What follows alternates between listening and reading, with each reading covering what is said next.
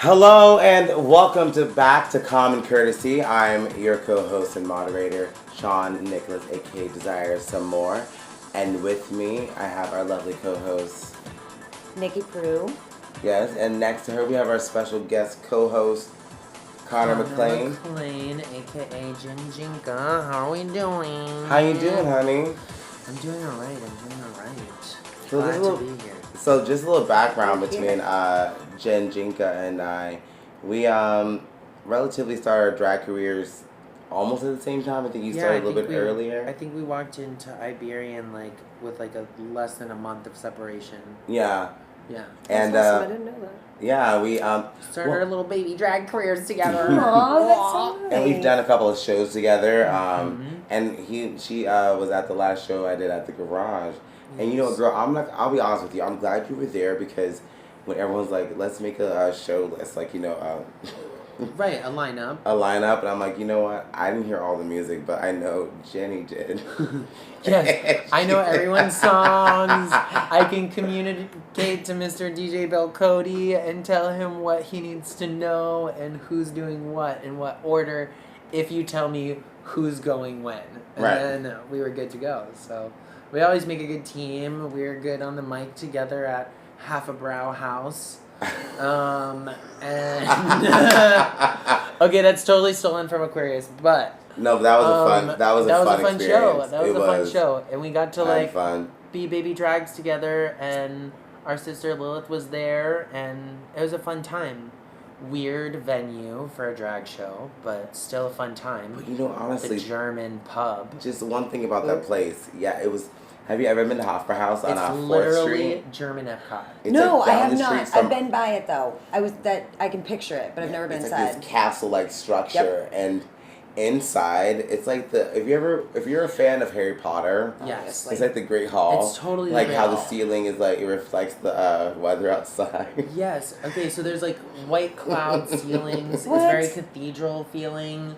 Archways and stairways. I felt very much like long a Disney tables. princess. I was waiting. I know this is totally crossover of nations, but I'm waiting for Thor to throw down a chalice and be like, "Bring me another!" Barkeep. Yeah, it was a fun experience because honestly, we got a chance to really work our artistic, directorial, and producer muscles. You know. Yeah. And every week to be able to produce a show and.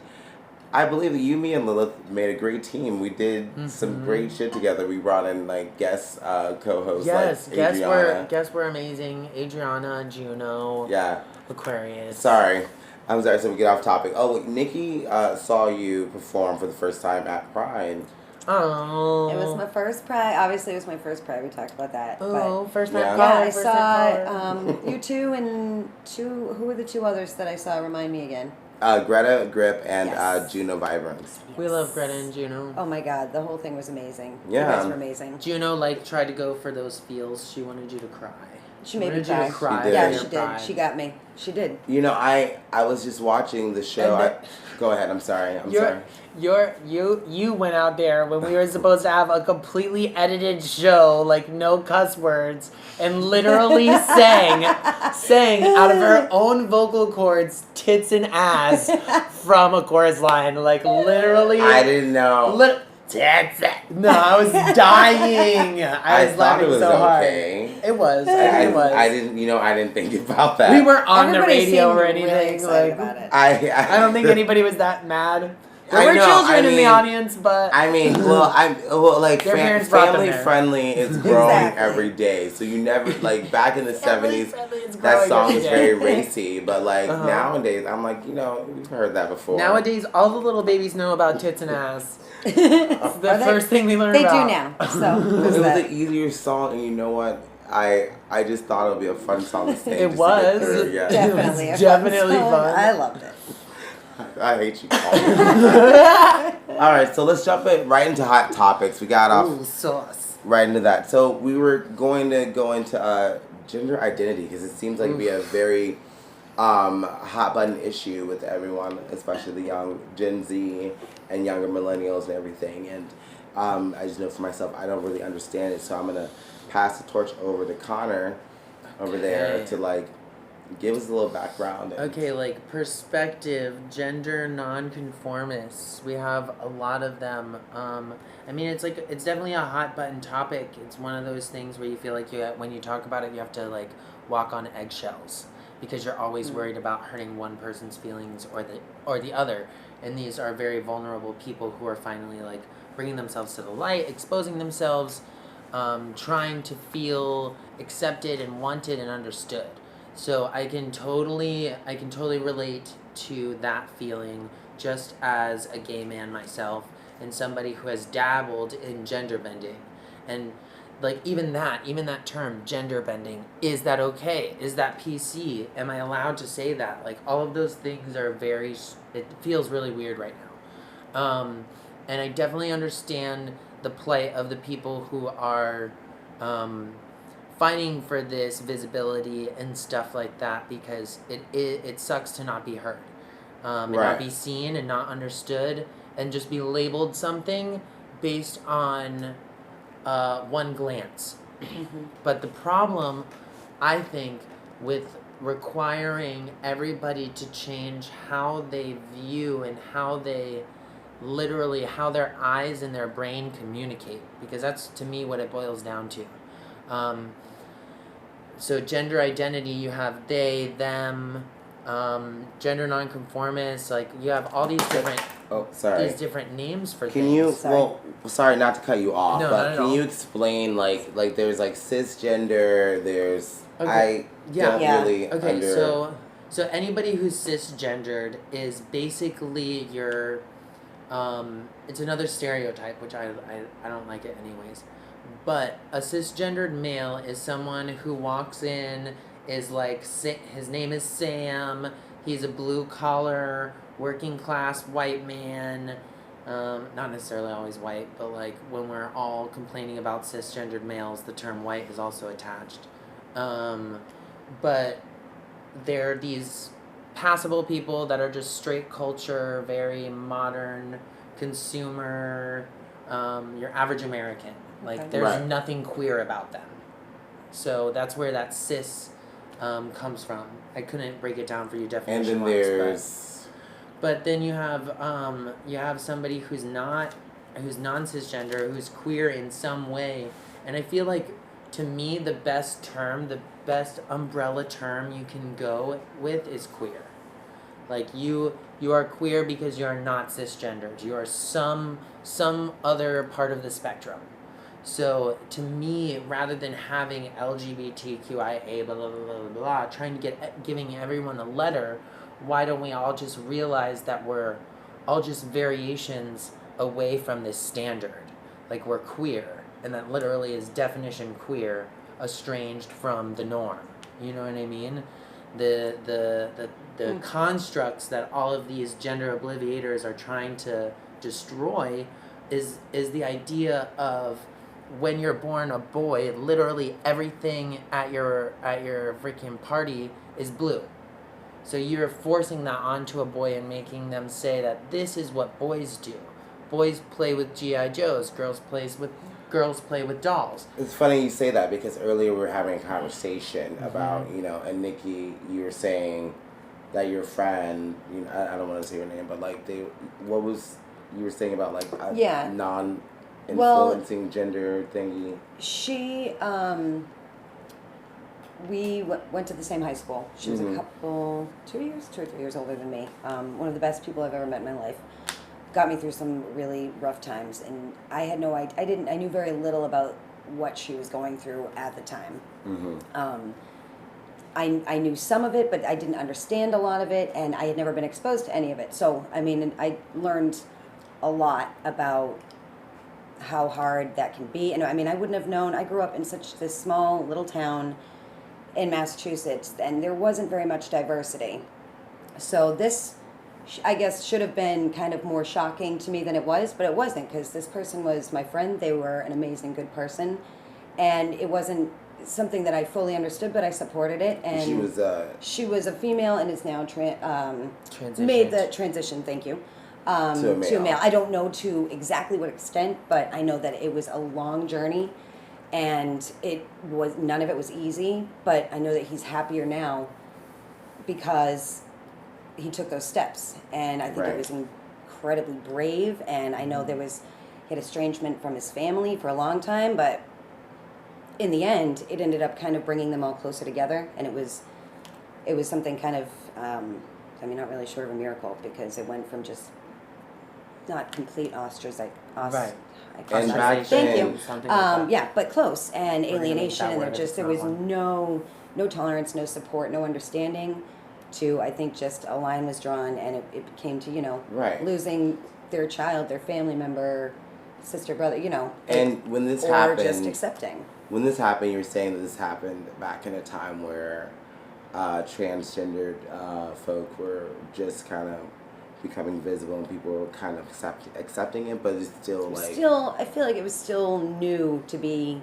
Well, yeah, it's far. I feel like it's far from accepted Oh. and like almost close to being acknowledged. Mm-hmm. Just especially even our trans brothers, like the person you're talking about, they have such an emotional plight and journey, just like our trans sisters, and a lot of times they get kind of, even though we're talking about our trans sisters, we're not yet talking about our trans brothers. So it's kind of like we're gonna push the girls into the light and get everybody to understand and accept, and the boys are left hanging back for a little while. And I understand that you have to if we were pushing in pieces, I think we should be pushing as the queer community rather than trans sisters, trans brothers, Right. queer folk, like all these different groups where we're all separating when we're all the same There's all community. one common goal. Right, we all want social acceptance. because I've often said, if you want equality for one minority group, you It have has to to be for all. actually, yes, you have to actually support other people. Like I was very telling you Mother guys Teresa. earlier, because we were talking about racism earlier and how systematic it is, just like in American society, and For the white man to succeed. and AOC everyone else. got condemned for saying that the holding cages they have down at the border, she said it was concentration camps, and they 'Cause judged they are. her for saying that. And I don't think she was trying to equate it to No, what they- happened in Auschwitz at all. I No. just think she was trying to That's get just to where the everyone's level of- mind goes yeah. when they hear that. But right, but that's the untrained mind, because Right, because concentration you camp. lock concentration camp down to one thing, Yes. and Right, that's but Auschwitz, the actual but it's not definition just is that. yeah. A definition of concentration camp is basically like a group of minorities who are basically camped in one place Collected. for some reason, they're trying to be death or just work.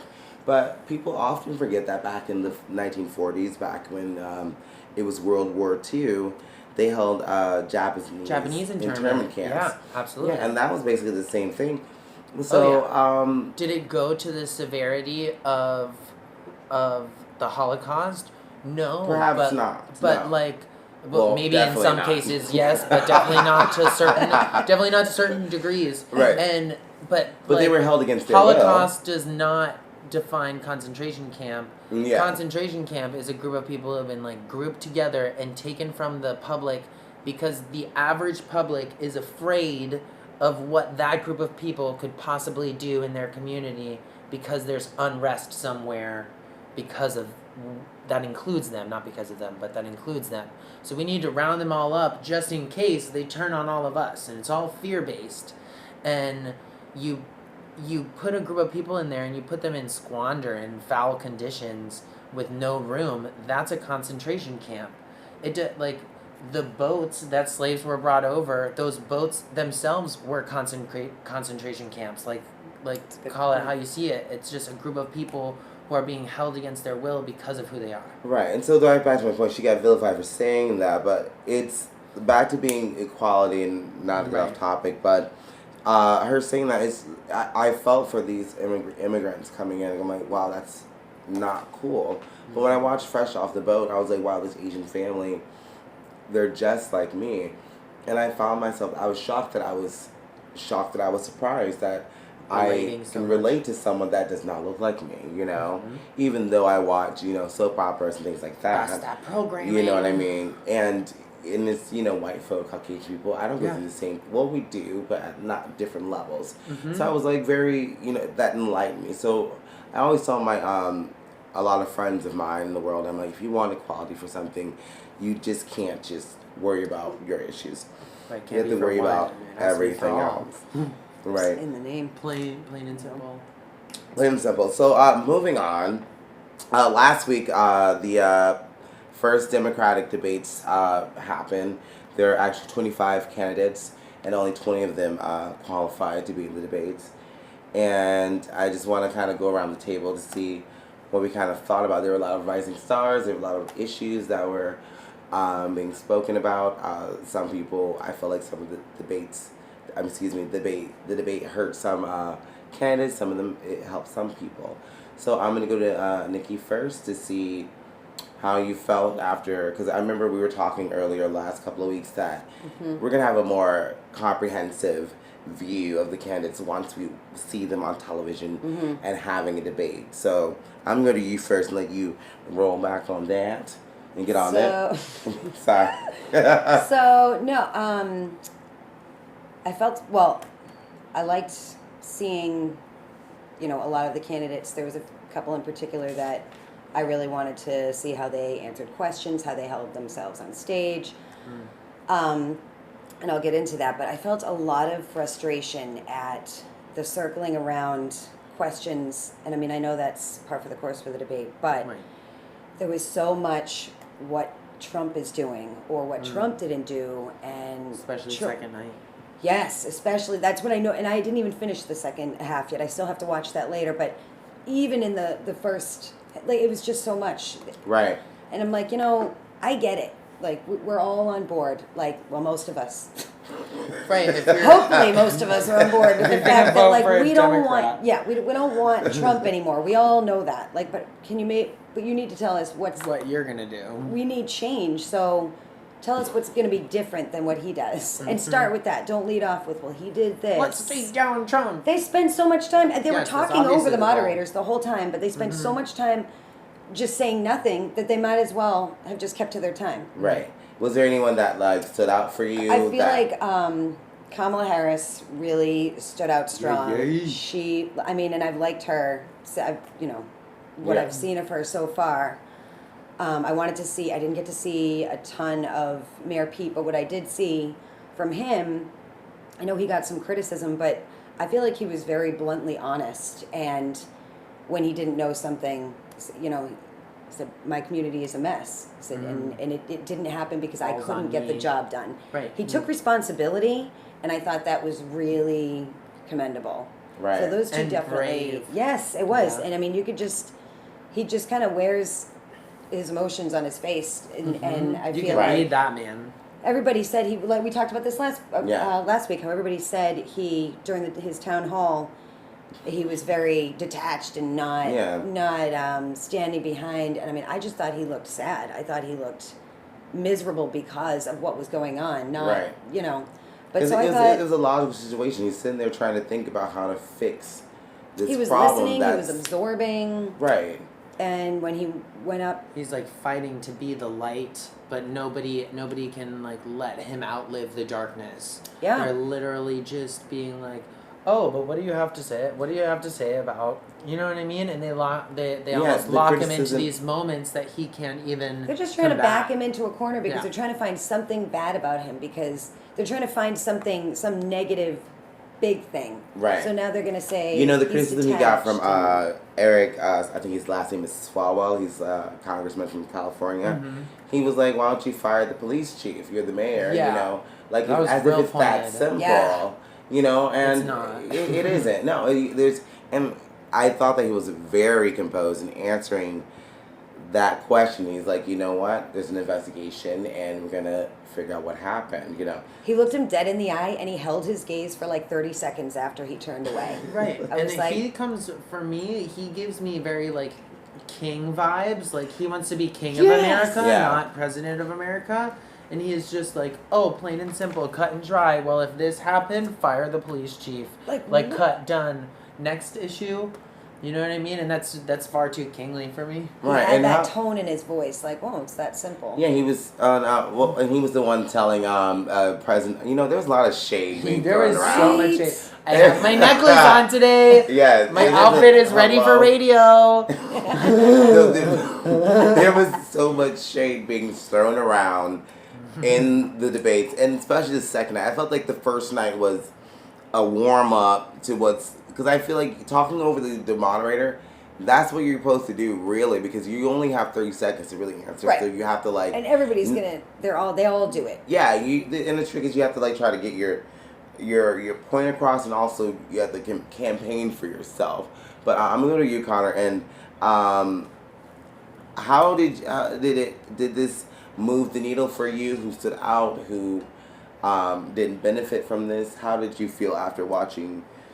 Some of the highlights. Okay, so for me, I was able to see some of the first debate at Iberian Rooster, and kind of, for me, that was actually beneficial seeing it broadcast live in front of a large group of people, because you literally get the applause in your city rather than what people are applauding on TV. So it's actually like a really cool look into like who our community was supporting, and I feel like there's a humongous support for Warren, and I dig her. I totally do.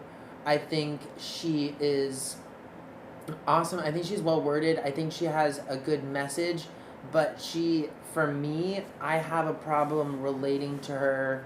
And I know this is not like the sustenance of a president. It's supposed to be their action and not how you relate to them. But that weighs in. Yeah. To a degree, we need someone who is going to, in my thought process, change the opinion of us worldwide.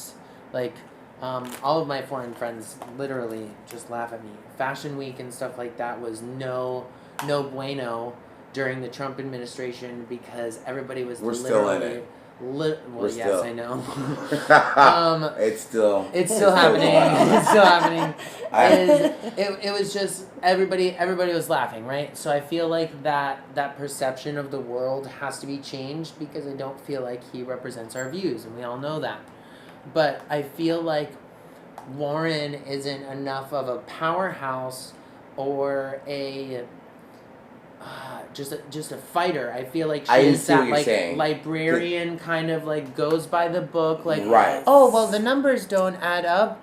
All right, we're gonna move it this direction, ladies and gentlemen. And for me, like, no tea, no shade, but it sounds like you're saying that she's a good secretary, like a good assistant, and not like the leader. Not the leader. And I get what you mean, because like that, like I said, the first debate to me was like some of them could be like really good, like Secretary of State, but not president. And I felt like.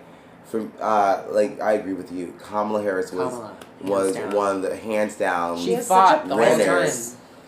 She fought, but she was still. But not. She was just. It wasn't like not angry. She wasn't that angry black woman. No. She was not that at all. She had facts, and she really I felt like every time that she spoke, it was like when she spoke over, when she's like, as the only black one up here, I want to talk about race. Or when she shut everyone up, and they're like, she's like, listen.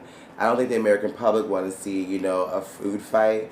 They want to know how you're going to put food on the table. Yes, and that's I get what you're saying, because that's what I'm looking for in the president. I want someone to win against Trump. You need that. And not only that, because think about it, it's not just beating Trump. No, it's what's going to happen after the fact. After you beat Trump, there's a whole presidency to deal with. It's not just beating him. You have to be. Not just my president, but everyone's president. And that's the problem with Trump right now, because Trump is the president for certain people. Yeah, and I don't know why. I'm just gonna jump in. She rubbing her eyebrows, ladies and gentlemen. She rubbing her eyebrows. She goes, I don't know why. I'm gonna jump topics real fast, because it's been weighing on me. You remember that time that I don't know if I talked about this. I don't think I did on the show. You remember when he invited like the college team that won the championship, and he got them fucking McDonald's and Wendy's. I need a bleeper. He brought them fucking Wendy's and Taco Bell and KFC and whatever, and he's standing there presenting it like this. Now, you know what? I understand when Nicole was saying that some politicians weren't answering questions very directly, but you got this bitch Trump saying he's rich, he's got all this, and the dinner that happened for this team happened during the government shutdown. That don't mean shit because he's fucking rich. So why can he he couldn't afford a chef to come in and cook for these people? No, even those a are regular contracts, ladies caterer? and gentlemen. Those are contracts. Hello, thank you, Nicole. You Sponsorship. couldn't get someone to come in. No. That was money. Spend That was a deal. $100 on Panera. Think about him. No, think Jeez. He about got it. damn That's McDonald's. He Because got McDonald's paid his ass. You I- bet He does. I've McDonald's heard paid he his eats ass. a shitload of McDonald's. I was telling you That's that. nasty. I know, Okay, I'll eat but- McDonald's every other day because I don't cook. But if he invited me to the White House, this nigga brought me McDonald's. I could have had this shit at home. I didn't have to spend hours on a plane. I could have died, because every time, And that's why- every time you had to play the risk. This is the president that we have in the country. He calls in on this talk show when they were criticizing him.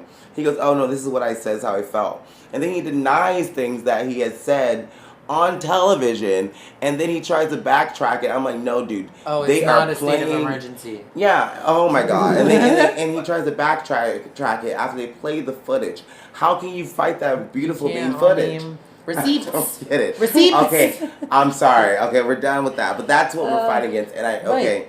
But that's the goal. That's the goal of everybody in the Democratic Party is obviously to beat the Republican candidate Donald Trump. Let's just. That's obvious. We don't need that. Right. You need to tell us what you're gonna do. Right. I like the idea of rescinding a bunch of stuff that he's done. Cool. That's great. But there are some real pressing issues that we need to get out of the way, and that's literally what I felt she did the whole time. Tell me how to pronounce Kamala it. Harris. Kamala. I always wanted to call her Camilla, but that's because I'm reading her name like a white boy. No. It's okay. No. I agree with you because but I think that's the one thing is the goal isn't just to beat the president. Correct. Like I said. Exactly.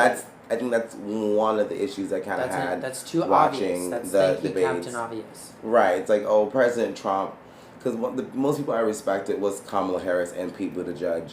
Yeah. And I can't maybe not really Biden because he's very old school. Because what I kind of saw was this. It was a young versus old, and I'm not gonna lie, I love the fresh ideas that Mayor Pete, and even that, oh my god, I can't remember Right, but his some of those name. ideas were too fresh, too young blood, just yelling out, trying to be a stallion in the race. I felt like there were too many, particularly from the men in the race, there were too many men who were literally grasping at straws and bucking up. The whole Spanish thing, the whole transgendered thing, there were some moments where people were just fucking fighting for something. Attention. Attention. A little like Look a at me. A spot. moment, Yeah. and I was just I could see the angle you were going for here, but Or as execution. Well, okay, it's when Pete Buttigieg, no, it was Beto O'Rourke. Yeah. When he was answering a question, then he answered half the question in Spanish. He just He didn't preface at all. He broke was just off. Nothing. literally started just- rattling he It off was just- like a his short finish. pause. And I then felt it was Spanish. so disingenuous because it was It was forced. we all know it's a political move. It's we all know there's an immigration You were searching for crisis that happening moment at the to border. interject in Spanish. Exactly. It came out of nowhere, and it did not have the effect No, that I he think wanted desired at at all. all. Oh Lord. But you know what? When I can't remember the moderator's name, but the one from the Spanish channel, he addressed Pete Buttigieg, Mayor Pete, in Spanish, and Mayor Pete spoke back very fluently. He was very he was very genuine with his answer. So I saw it was very eye opening for me to see, and we'll talk about some issues that's important to us. But it was very eye opening to me to see who's the person that really is gonna stick out. I want someone who's gonna be honest, like you said, and not gonna do some bullshit let me show these people I can speak Spanish. Because Cut through that bullshit. Yeah, Steve Colbert's sounds like someone's dad, listen. Oh, I have to watch And that. then the dude he asked him a question in Spanish, and he was, Beto O'Rourke was looking at him, and he was really trying to understand what he was saying. It wasn't, because there's a difference between fluent Spanish and like I can Broken speak Spanish. Yeah. Right. You know, like Mayor Pete, he spoke back like, you know, damn girl, like he speaks it all the time. It was just very, I don't know, there's a lot of political moves, whatever, whatnot, that I didn't feel, it didn't work for him. I think, I feel like it didn't really work for him. They were trying too hard. Yes. Yeah, and I feel like... that's how it came across, and that's such a turnoff. Right, like, I feel like Biden, for me, Biden and Sanders, they are very, I love their ideas, but for me, I feel like they lost a lot of points. Because... And to me, they just look desperate. They seem like, for me, like, you had those guys, the young bucks who are trying to buck up. And for me, you had the two old guys floundering and just, like, flopping with their... Like, literally just trying to hold on to old nuances. Like, the whole torch thing was ridiculous. Like, pass the torch. Pass the torch. I've been holding on to this torch for a long time. Like, okay, yeah, so maybe pass it? Yeah. I agree. But Sanders, I like Elizabeth Warren's advice. I mean, her policies, and I like Sanders' policies. I agree with them. Like, some of the policies that I was really looking for was, like, universal health care, universal education, and gun control. Because Sanders pushes all of those buttons. Like, he makes sure, and I feel like he strongly does feel the way he does about all of those issues, and a lot of the Democratic Party has the same opinion on all of those issues to some degree. I think the only, like, kind of shaky ground that people weren't in agreement on is healthcare. You know what I mean? Right. Like, that was the only thing that's kind of, like, on the fence. You have half the party who's like, we want one. The other, okay, I should say third. A third of the party, we want one. A third of the party says we want the other. And the other third says we want both. You know? And I don't know. I'm curious about the both idea. I am too. Because I want to know how realistic it is to accomplish. Yes. Because we always introduce an idea before we know the repercussions, right?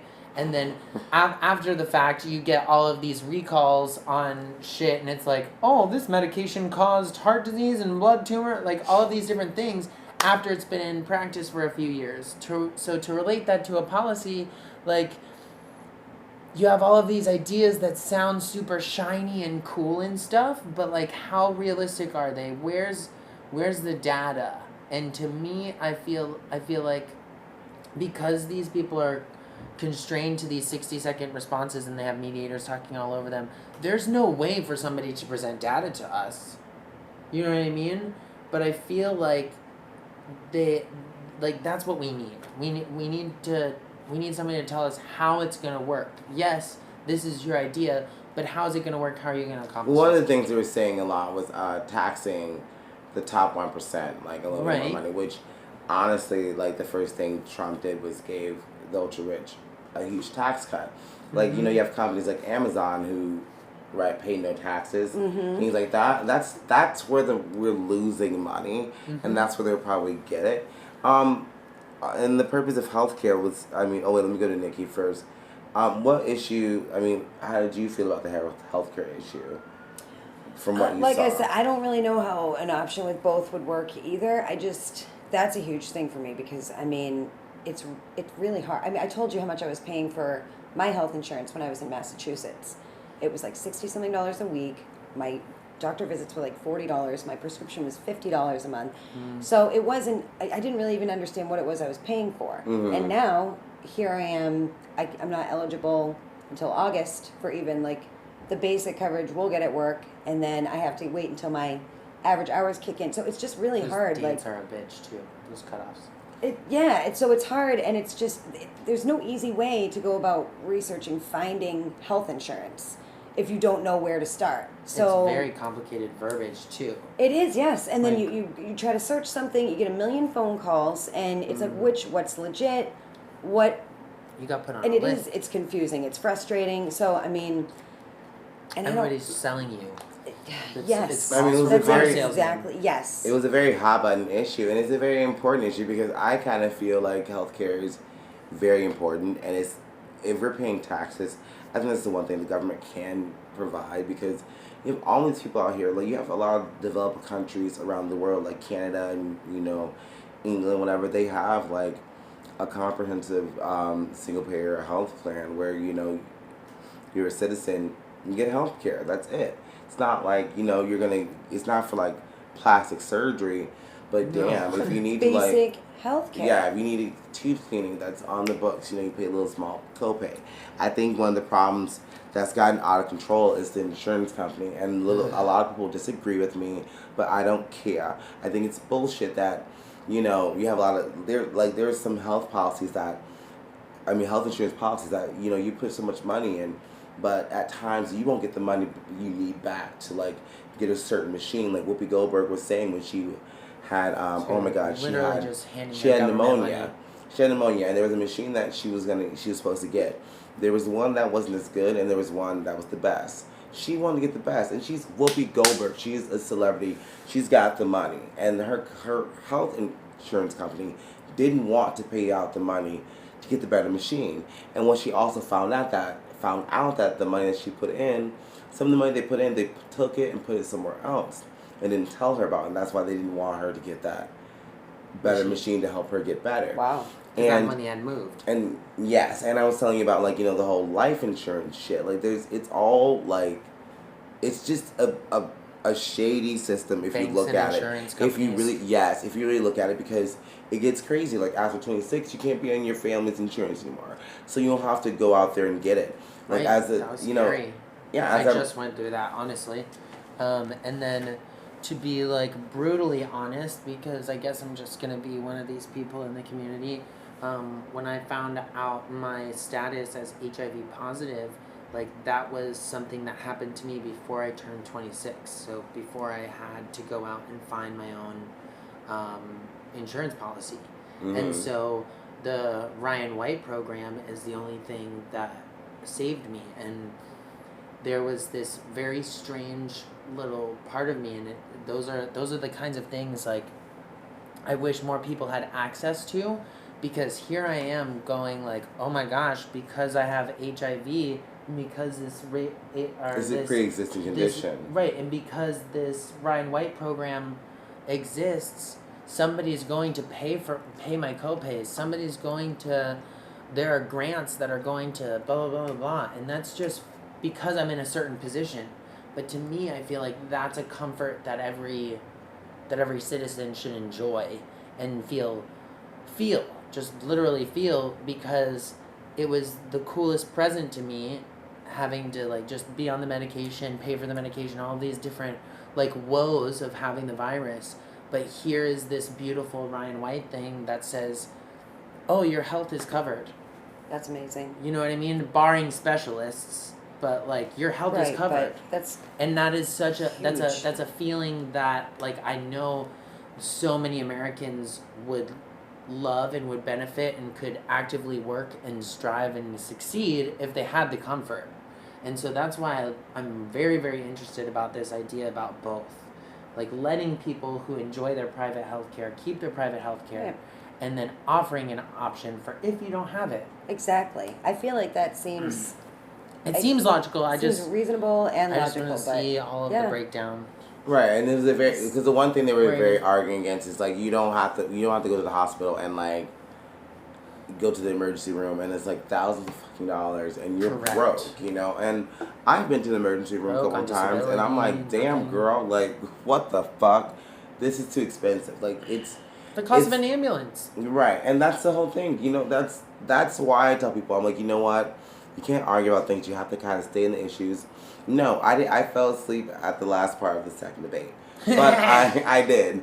I watched highlights, but I'm trying to get involved to know what's going on. It's about getting to know the candidates, because we know the issues on the table. We all heard the questions they asked. They shouldn't be new news to anybody. Like this is all information we know. We're all just sitting here watching, literally dissecting facial expressions and verbiage and all of those things to try to get as much knowledge about what kind of person that is before we elect them president. Because you can say anything you want, but I'm going to try to like tap into your energy and see if I can handle it. You know what I mean? See if it's who I want to run my country. Because I feel like even though a lot of people are judging on those moments of character, like that's truly the things we need to be judging on. It's just like prom, homecoming queen, all of these things, because in actual reality, it's kind of a popularity contest. It is. Mm-hmm. And when it comes to how much change they're actually able to achieve in office, you're not talking about too many ideas. I'm gonna say her name wrong again. Well, there's a lot of ideas that are nuanced, because I'll say this: the single-payer health care plan was, and universal education, which I think is very important. Mm-hmm. It's very nuanced to America, because this country the government doesn't feel like it's okay that they pay you for education, which I think they should. Like they should support, you going to college to have a higher education so you can see things happen for what it is. The higher educated your country is, the larger, if it's about being a world power, if that's what sadly what our country's goal is, if you're trying to be a world power and a world leader and stuff like that, how can you I totally lost my train of thought. It's okay. But how did you feel about universal education? It's free college. Free college. Well, I mean, I think it's a good idea, but I mean, and I'm honestly more interested to see who's going to do something about student loan debt, because I mean, that's really the issue. The issue is not, that. I mean, the issue is that so many people were pushed. Have already paid for their... Go to college. Have already paid for their education. Yes, and paid so much. I mean, but it hurts a lot of people. Because it's the one thing you can't escape from. And they're pretty brutal with just, nope, this is what you have to pay now. And you can defer and forbearance, but it ends up just destroying your credit. Your livelihood. And your livelihood, yeah. And it's just something that mentally weighs, I mean, at least on my mind, it's a big problem, and I don't even owe probably half of what some people owe who went to more expensive schools, who weren't fortunate enough to get scholarships or grants. It's a scary thing, and it's something that definitely needs to change. So I think that's kind of what I've been more focused on.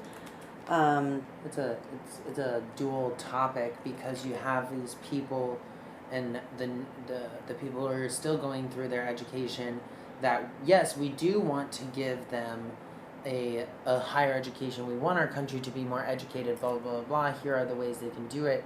But there needs to be something done about the people who have already been through the horrible process of student loans. Yes. You can't just change it for the new and not handle all of the plight it's created for people who have already been through it. Because there's no way those people are going to vote for you, first of all.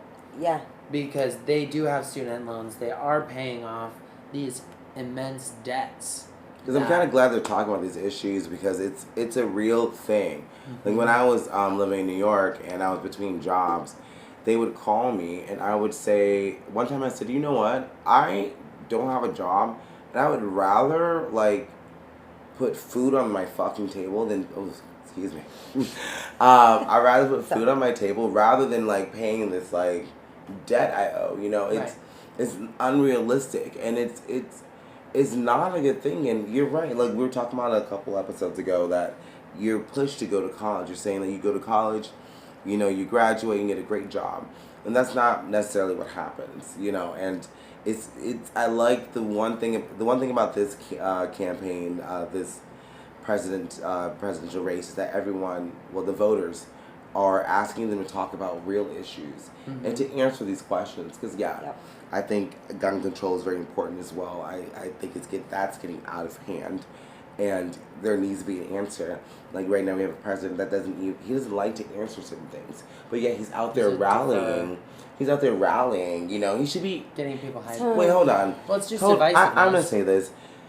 This dude in the White House talks a lot of shit about President Obama, but you know what? I will say the difference between them. I never saw Obama during his first term out there rallying for the next presidential campaign. Right. How dare you sit there and say this man did nothing for the country? The one thing that he did for me was he allowed gays to get married. I think that's very important for me, because I want to end up. Absolutely. I want to end up somewhere, Yeah. But he's over in Mar-a-Lagos or wherever the fuck it is, playing golf. And he's over here, in Kentucky, Make America Great Again 2020, and it's 2018. You should be in office getting things done. Yep. And yeah, you're the great deal maker. Okay, so let's go across the aisle and, get healthcare fixed. You wanted to say that Obamacare didn't work, but where's your plan? Right. He didn't. Where's the amendment? I'm just surprised that I'm not surprised that he got elected because Americans can be very ignorant.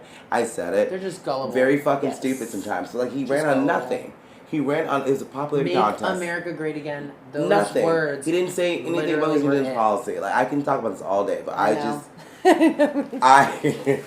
just don't think it's fair. It's not fair. There's a lot of things going on to people, we're talking about healthcare, we're out there suffering because you're like, okay, I should go to the doctor, but you know what? I don't want to have to pay hundreds of dollars that I don't have. Mm-hmm. And then, the one thing, the winner for me in all of this, I love my dream ticket. All right, I'm going to say it.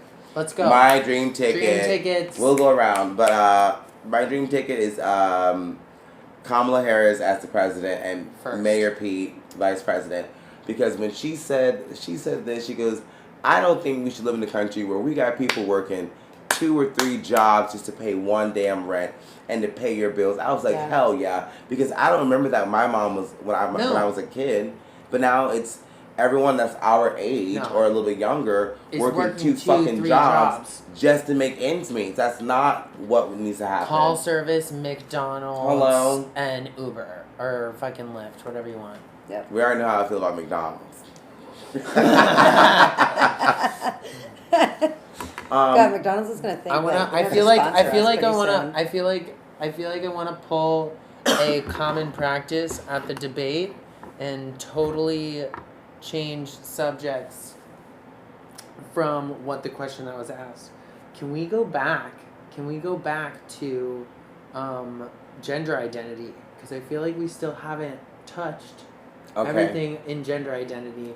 And we can link it back to the debate. Okay, no problem. Yeah? I'm there. Are you there for it? I'm here.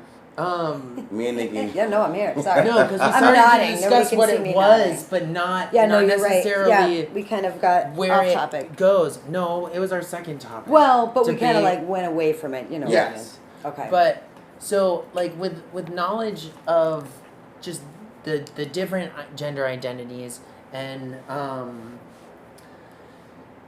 I guess my biggest problem with the request for an entire population to change how they speak, and yes, I know it's proper grammar, singular they and their are absolutely grammatically correct. Oh yeah, we were arguing about that earlier, and I don't agree with. I'm sorry, I don't agree with that. But when Desire looks it up in the when Shawn looks it up in the dictionary later on, the singular form will be there. It goes to what you're saying. It's not commonly used. Well, no, it goes to what you're saying. You're saying that you're asking people to adapt to a certain way of. A whole group of people that have been raised and taught grammar in schools, just like all of us, and no, but when you say them or they, it's like.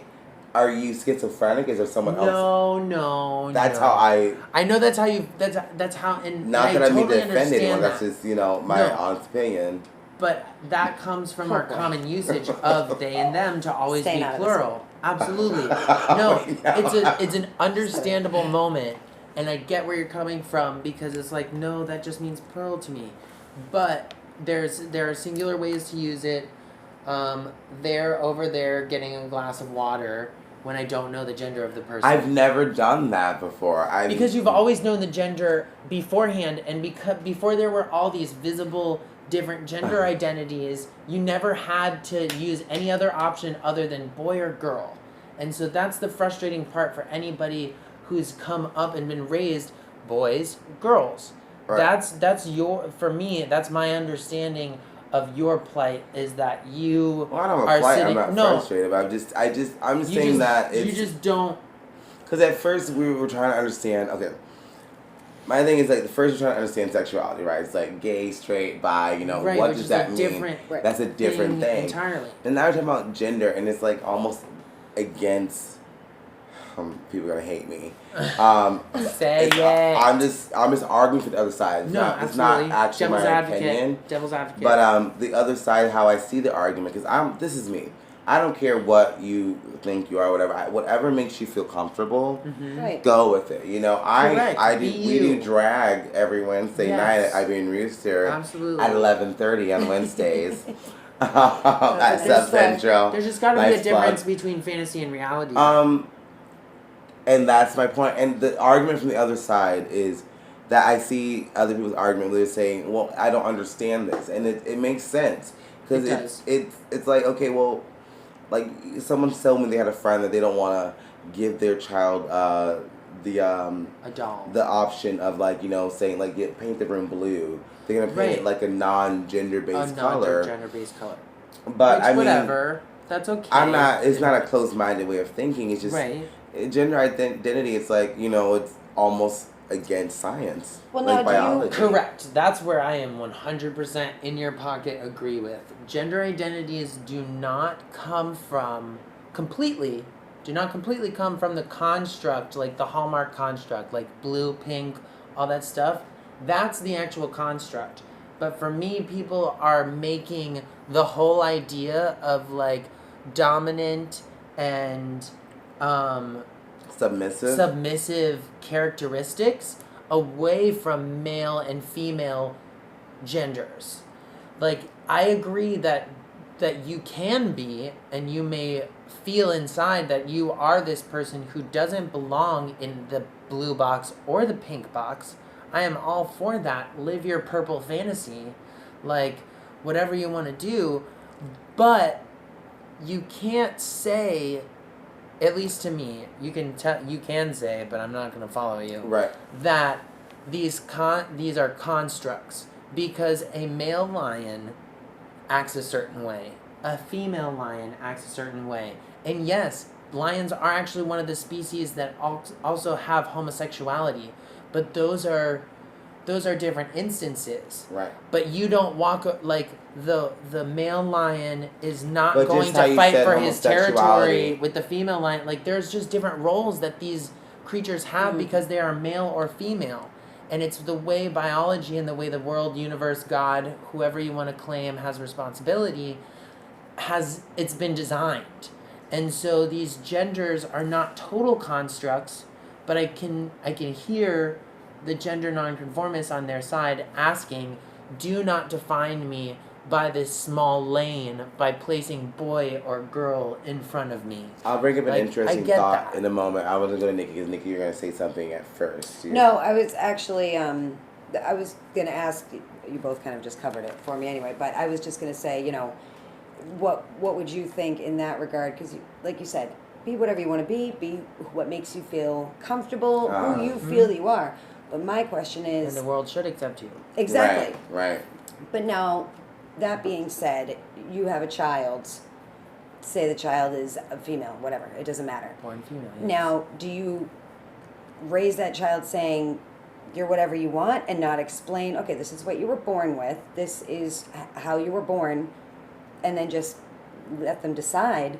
Or is it make it a big deal? You don't have to be a girl. You know, I just feel that's my worry, is that at a very young age, children are going to become more confused than they would have been if a parent just said, okay, this is what you were born with, this is what this is called, this is what it does, you know, just like you would any other child, teach them about their body, and then let them grow up and decide who they really are. We strayed from the norm. Like, there are plenty of stories that have strayed from the norm. Exactly. And for me, the danger of raising a child, saying you can be a boy or a girl, whichever one you want. That is not true, and that is a lie you are telling this child, because particularly if that child is female, born with female genitalia, if you tell that child that she can be a man and overpower another man, you are confusing that child and setting them up for mondo problems as a female. Right. Because because the female issue and male empower, like all of the masochists and all of that kind of that male superiority that exists in the world, if you're teaching a young girl that she can have that male superiority, you're teaching her something, and she's gonna get herself hurt. You know what I mean? I can only see that to a young girl or a girl who identifies as male or non-binary or whatever, I can only see that leading to them getting hurt by the brutal world. So I feel like if you're going to the explanation of gender nonconformity has to be so delicate. Like, you have to explain that yes, you can do this, but this is what you're lining yourself up for. You know what I mean? Mm-hmm. Because I knew when I went to school in my platform boots, a pleather skirt, green glasses, and crazy hair and a bra on St. Patrick's Day, I knew what I was getting myself into because my dad also taught me how traditional boys act and what the norm for my gender was, so that I knew I was breaking it, so that I knew I was going to be up for more trouble, for more harassment, whatever. Right. But I still, because it's actually my nature and this is my sexuality and my gender identity, all of these two very different things, they are both a part of who I am and who I'm presenting. And because the interesting thing is what you're kind of mentioning is and it's Adriana mentioned it last time she was here. She's like, every time we dress in drag, we're challenging straight males. Like, this is what it is to be a man. Like, we're not afraid to gender bend. It's a toxic masculinity. It's an issue in this country. Like, my brother says, this is how men should be, whatever, whatnot. And a lot of people think that. Everyone has this way, this American way, and I think it's more of the media as well as a problem. We watch the 50s, the movies in the 50s, how you have the wife should act like this, the man should act like this, and that's not. It's very confusing, to be quite honest. Like, growing up and going to college and watching television and seeing how the world actually was kind of weird, because it's like it's the Hallmark fantasy. Right. It's literally what TV paints you, and then you go out into the real world and nothing's like that, and you're just like, what the fuck? Back to the question of raising, children in a gender bending way, whatever. Yeah. I think you have to be kind of realistic with things. Absolutely. You really, it's a very nuanced subject, and we don't know if it works until it happens, because no one really truly was raised that way. If we think about it. This is a new thing. So how are these kids going to end up? We don't know. Yeah, that's what's kind of scary. I know and you're experimenting with kids. So right. I feel like gender identity is more of a mental thing. That's what I want to say earlier. It's a mental thing, and how you see the world, and when you look in the mirror, what you see. If it's there, it's there. If it's not, it's not. You could teach. I'm sorry, but you could my baby shower could be blue. But bitch, my favorite color is still pink. Right. You know what I mean? For me, and maybe that just comes from being a strong personality or whatever. Maybe not everybody has that power, and I could understand that. Mm-hmm. But you could not tell me that my favorite color is anything other than it was. No matter what I was raised or how I was brought up or what. If somebody showed me this is the path most followed. And this is the path that nobody's ever gone down ever, I'm still going to be the bitch that's the never gone path. The one that's thing, your nature. The one thing that, when I casted this show is, I wanted different personalities. We as we sit here today, you guys can't see us. But we are all different. Can you see us through our words? Hello. We are all different personalities. We're different people. And that's what America is. And you know what? I wanted to bring up a point about the debates. Yeah. What you saw every ethnicity up there. I'm like, that's America. Yes. Yeah. Finally. That's America. You're right. Yes, you saw men, women up there. Variety at the table. I think America's ready for a female president. I'm ready. I'm ready because I'd be excited about one of these female presidents. I would. I'm not gonna lie. I'm endorsing Kamala Harris.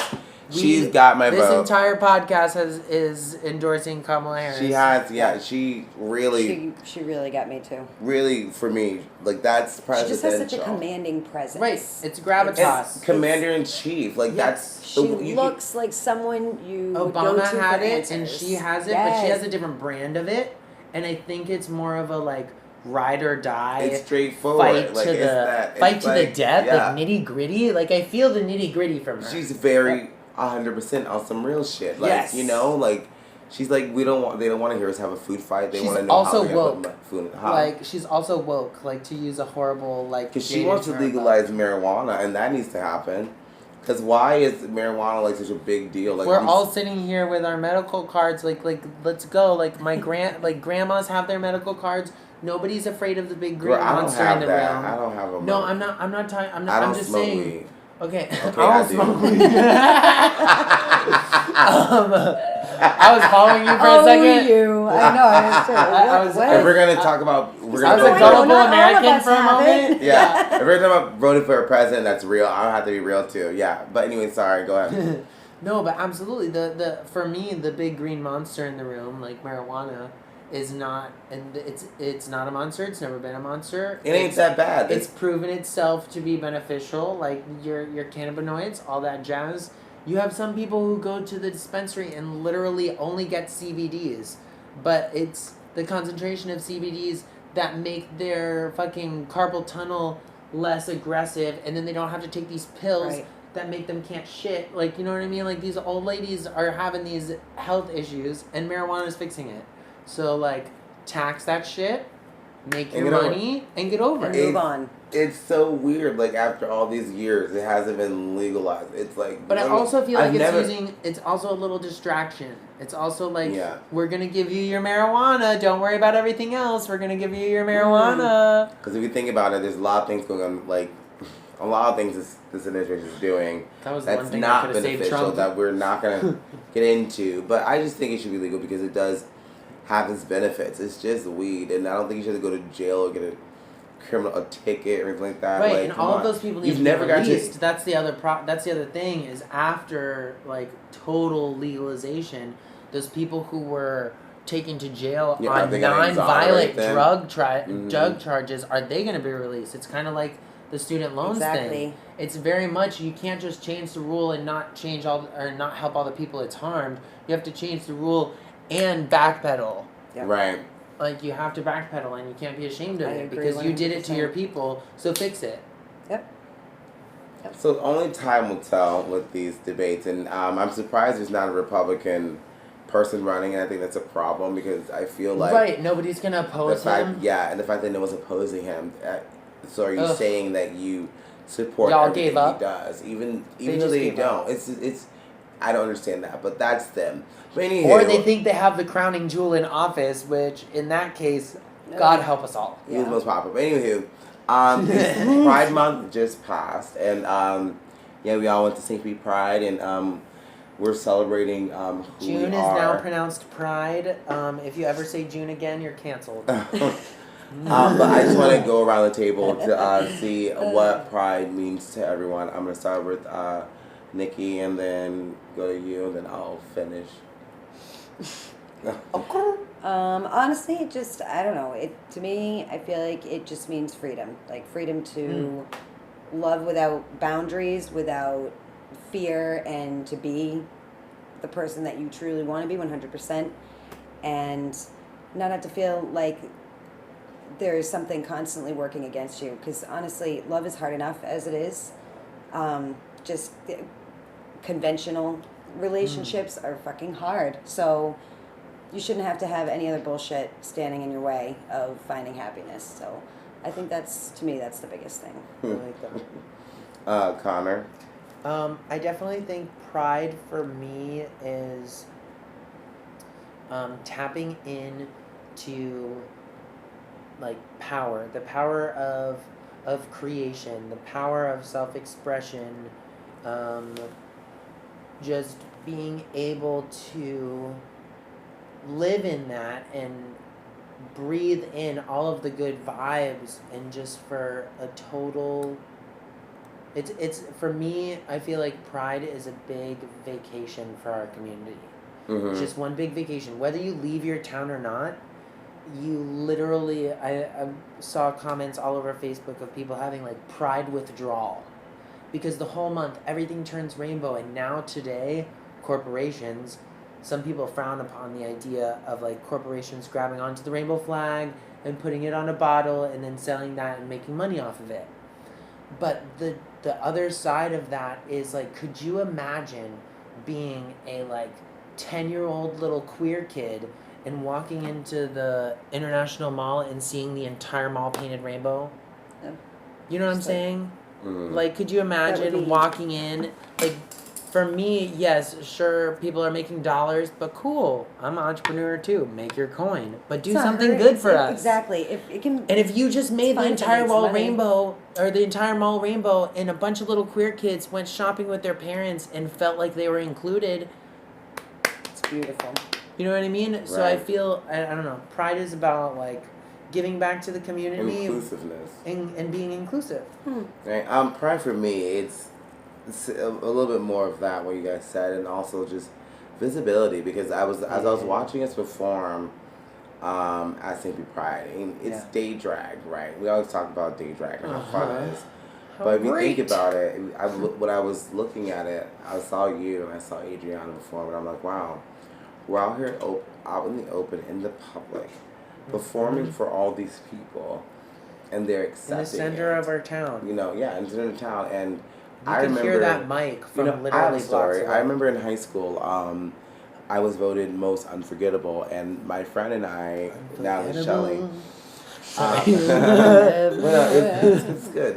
Me and Natalie Shelley, she was the female winner, and we were like, let's gender bend. I'll dress as a girl, just a guy. And like, when we went to the photo shoot, people were making fun of me. They're like, you're a monster, you're crazy. Whatever. Because I was wearing a wig and like, dress, whatever, whatnot. And they were, heckling me. But 10 years later, I'm up there doing On drag the stage, with my titties and everything. living your fantasy, Hello, tits and living ass. my full life. Hello. And they're enjoying it. So I feel like, as the years progress, it is getting better because, we can do this and not have to be afraid of who we are. Like you said earlier, we can just, I said earlier, President Obama, what he did for me, I do now get married, so I have an end goal. I feel like life has little bus stops, Check marks. Check marks, you want to do certain things. And that's one of the things that I found crazy, that it was illegal for two men to get married, but I think that's end goal for anyone. That check mark has now been unblocked from your game board. Right. Yeah. And I am also thankful that I live in a country where we can argue about issues and try to find a way to get to it. Because I remember everyone's against it for some reason or another. But anywho, I think we got a lot out today. Like, yeah, absolutely. I let my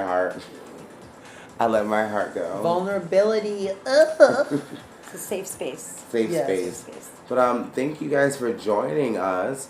And thank you, Conor, for being here with us. Like that, I really had fun with you. We learned a lot. I did too. So just do a call off, a send off. I'm Shawn Nicholas, aka Desire Some More. And next to me we have NIkki Prue. and next to her is Conor McClain / GIn Jinka. Follow me on that Insta. hello. And we'll see you guys again. And as always have a little bit more common courtesy. Common courtesy. Amen. See you guys later. Bye.